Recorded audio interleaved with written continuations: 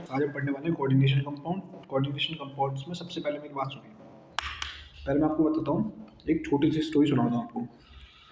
Addition compounds एक चीज़ होती है। एडिशन कंपाउंड्स क्या होता है? फॉर एग्जांपल HCl अलग पड़ा था, MgCl अलग पड़ा था, H2SO4 अलग पड़ा था, ये बहुत सारे एमाइंस अलग पड़े थे। अब इन सबको जोड़ दो, इन सबको जोड़ दो तो आपका क्या बनता है? एक एडिशन कंपाउंड। क्या बनता है?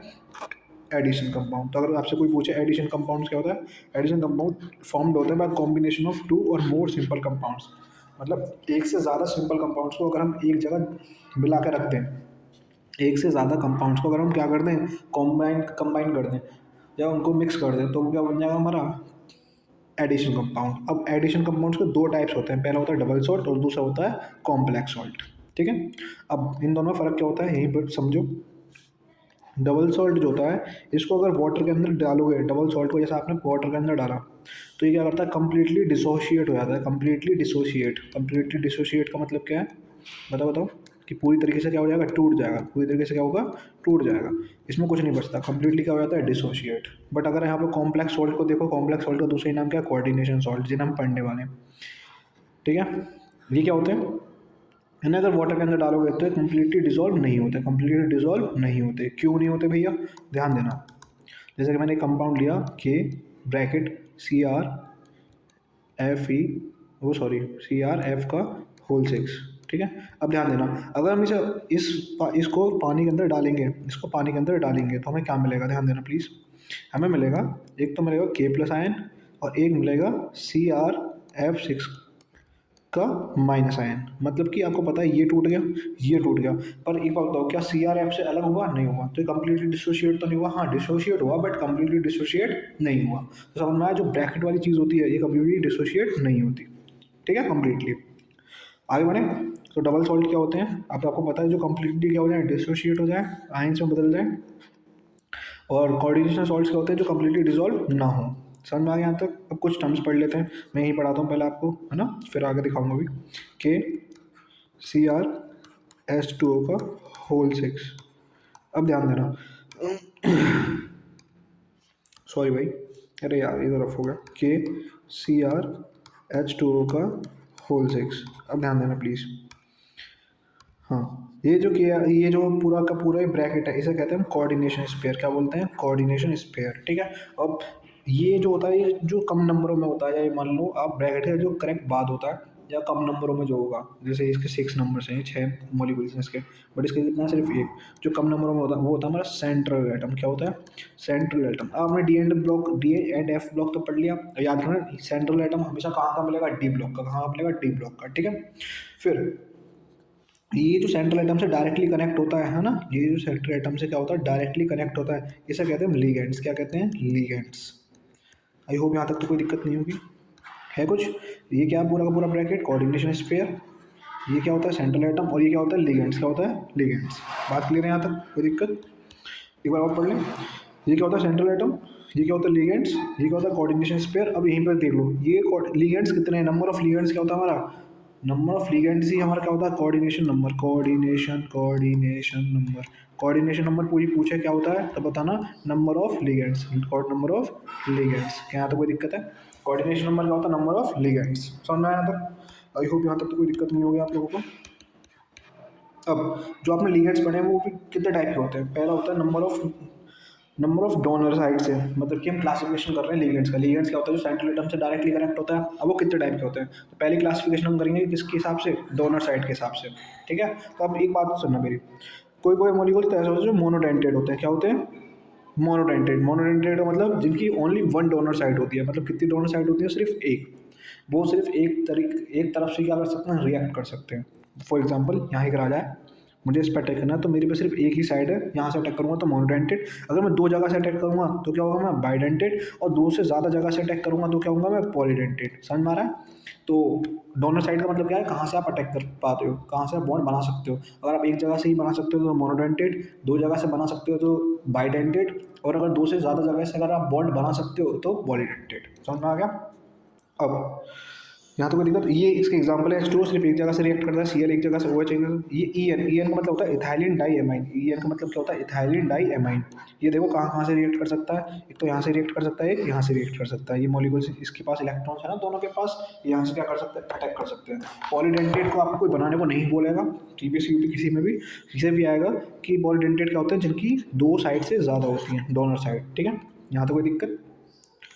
अब नेक्स्ट है on the basis of charge. देखो भाई लिगेंड्स तीन टाइप के होते हैं, पहला नेगेटिव चार्ज, दूसरा पॉजिटिव चार्ज और तीसरा न्यूट्रल चार्ज। नेगेटिव चार्ज आप समझोगे जिनके ऊपर नेगेटिव चार्ज होता है, मतलब नंबर ऑफ इलेक्ट्रॉन ज़्यादा होंगे। पॉजिटिव चार्ज मतलब जिनके ऊपर पॉजिटिव चार्ज होगा, मतलब कोई ना कोई उन्होंने इलेक्ट्रॉन अपना क्या कर दिया होगा? डोनेट कर दिया होगा।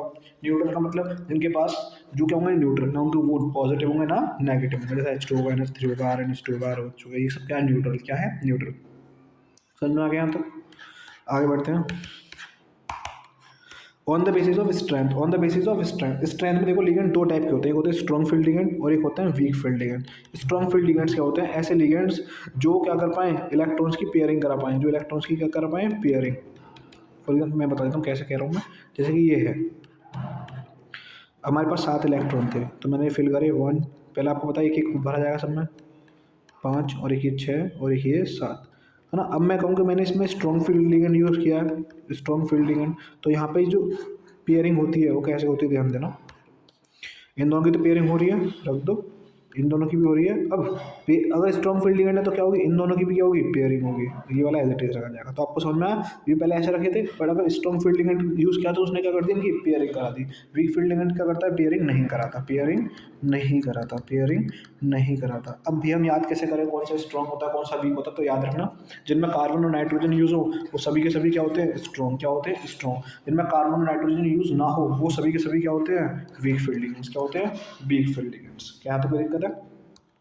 होनी नहीं चाहिए वैसे। आगे बढ़ते हैं वर्नर्स थ्योरी। वर्नर्स क्या थे? एक साइंटिस्ट थे जिन्होंने कहा कि कॉम्प्लेक्स मेटल जो कोऑर्डिनेशन कंपाउंड्स होते हैं वो दो वैलेंसी शो करते हैं। कितनी वैलेंसी शो करते हैं? दो। ध्यान देना कौन कौन सी।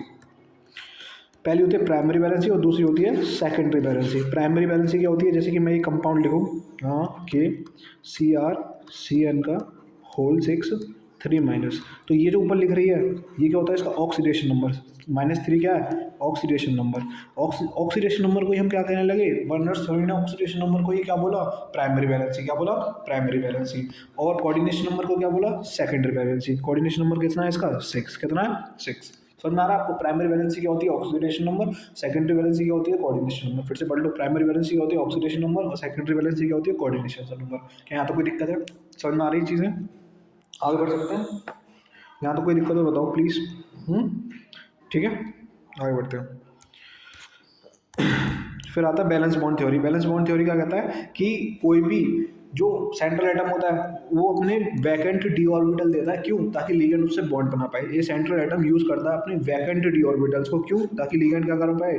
अपने बॉन्ड बना पाए। लिगेंड्स क्या कर पाए? उसके साथ बॉन्ड बना पाए। और लिगेंड्स क्या करते हैं? लिगेंड्स अपने लोन पेयर देते हैं। क्या देते हैं? लोन पेयर का मतलब होता है 2 इलेक्ट्रॉन। लोन पेयर का मतलब होता है 2 इलेक्ट्रॉन। लिगेंड्स क्या करते हैं? अपने लोन पेयर देते हैं। क्यों? ताकि कोई भी ऑर्बिटल क्या बना पाए उनके संग? बॉन्ड। क्या बना पाए? बॉन्ड। अब यहाँ पे जो कोऑर्डिनेट बॉन्ड आ रहा है वही मैं बताता हूँ। कोऑर्डिनेट बॉन्ड क्या होता है? जो बॉन्ड किस किस के बीच में हो? सेंट्रल एटम और लिगेंड के बीच में होगा। सेंट्रल एटम और लिगेंड के बीच का बॉन्ड पूछा जाए आपसे तो वो क्या होता है? Coordinate bond. कौन सा होता है? Coordinate bond. समझ में आ गया यहाँ तक? कोई दिक्कत है?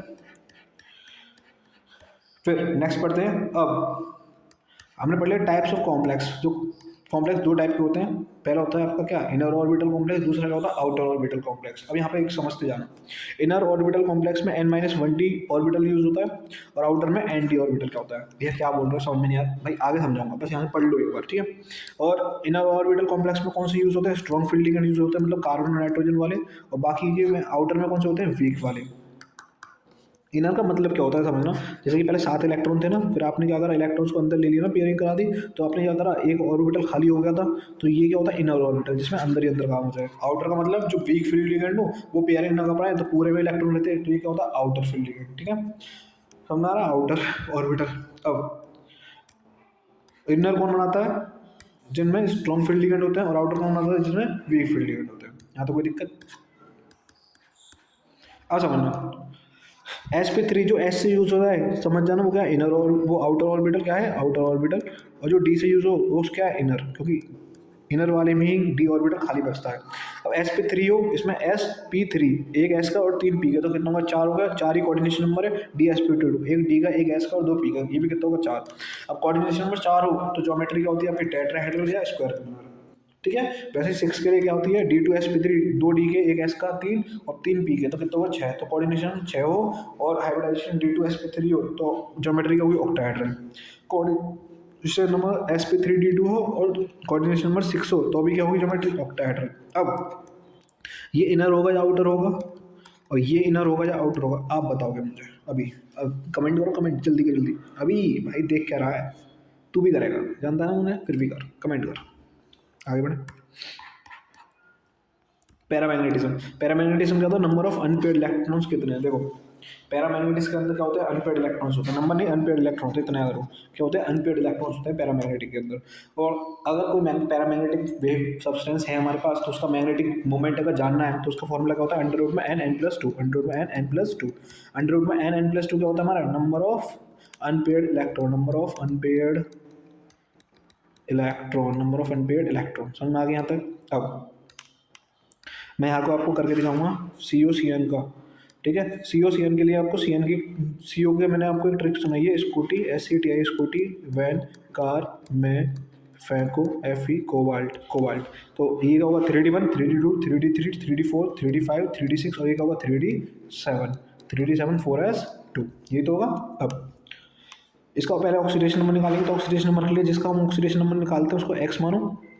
CN का कितना होता है ऑक्सीडेशन नंबर, को मैं पूछूँ आपसे तो बताना, -1 कितना होता है, -1। तो -1 है और 6 तो कितना होगा, -6 इज इक्वल टू -3। तो x कितना आ गया, -3 प्लस 6 तो कितना आ गया, x इक्वल्स टू +3। अब कितना आ रहा है, +3। अब कोबाल्ट का +3 का मतलब क्या, 3 इलेक्ट्रॉन निकल के होंगे। तो पहले क्या आ रही थी आपकी इलेक्ट्रॉनिक कॉन्फ़िगरेशन 3D7 4s2 और +3 की वजह से क्या होगा, 2 इलेक्ट्रॉन तो s के जाएंगे और एक कहाँ का जाएगा, d का। तो क्या बचेगा 3D6, क्या बचेगा 3D6। अब बनाओ,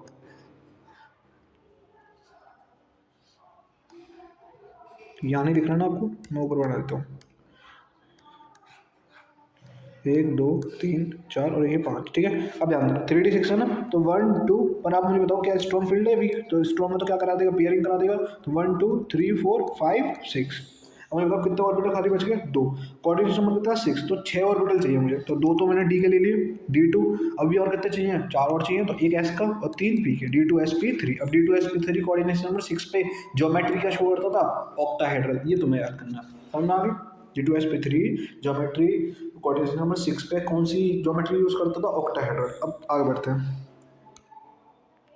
एक इसका कर लें है ना, उसका आप स्क्रीनशॉट ले लिया करो भाई, यार कोई रफ हो जाता है, मैं इसमें रिकॉर्डिंग कर रहा होता है, इसमें रफ हो जाती है चीज़ें। COF6 को पढ़ते हैं, होल 4। इसका ऑक्सीडेशन नंबर निकालना है तो इसको x मानो, x एफ का कितना होता है, -1 होता है, एफ का कितना होता है, -1। तो x -6 इज टू -4, तो x कितना आ गया, +2, कितना आ गया, +2। अब कोबाल्ट का कितना होता है, 3D7 4s2 और यहाँ से अगर ये चला गया तो क्या बचा, 3D7, क्या बचा 3D7। अब 3D7 है लिखा। अब यहाँ पे क्या होगी मुझे बताओ, 3D7 में क्या यहाँ पे कोई भी पेयरिंग होगी, नहीं होगी, एज इट इज आप रखते जाओगे, 1 2 3 4 5 6 और एक ये 7, और यहाँ पे भी एक बॉक्स और होगा है ना। तो यहाँ पे डी का तो ये खाली बच गया है ना, समझ में आ रहा है। सॉरी ये क्यों बचेगा, 3D7 आया था ना, ध्यान देना। 1 2 3 4 5, तो 1 2 3 4 5। अगर स्ट्रॉन्ग फील्ड होता तो हम क्या करते, पेयरिंग कराते, पर स्ट्रॉन्ग है नहीं। 5 बार 6 और एक ये 7, 3D7 था ना 7। ठीक है, मतलब डी का कुछ बचा नहीं, तो फिर डी का नहीं बचता तो कहाँ पहुँचते हैं, फिर से एस पे पहुँचते हैं, कहाँ पे पहुँचते हैं, एस। तो एस का ले लिया, कितने चाहिए मैंने, ऑर्बिटल 6 चाहिए, जितना कोऑर्डिनेशन नंबर होता है उतना ही ऑर्बिटल चाहिए होते हैं। तो एस ले लिया, फिर P3 ले लिया, कितने हो गए, अभी 3 और 1 4 हो गए, अभी कितने और चाहिए, 2 और चाहिए, तो क्या होगा D2, क्या आएगा D2, sp3d2। अब sp3d2 कोऑर्डिनेशन नंबर 6 पे कौन सी ज्योमेट्री शो करता था, ऑक्टाहेड्रल। अभी पढ़ाया मैंने, अभी पढ़ाया, अभी बैक करके देख भाई, बैक करके नहीं याद नहीं गया, बैक करके देख, कोई याद नहीं, ऑक्टाहेड्रल। ठीक है, आगे बढ़ते हैं।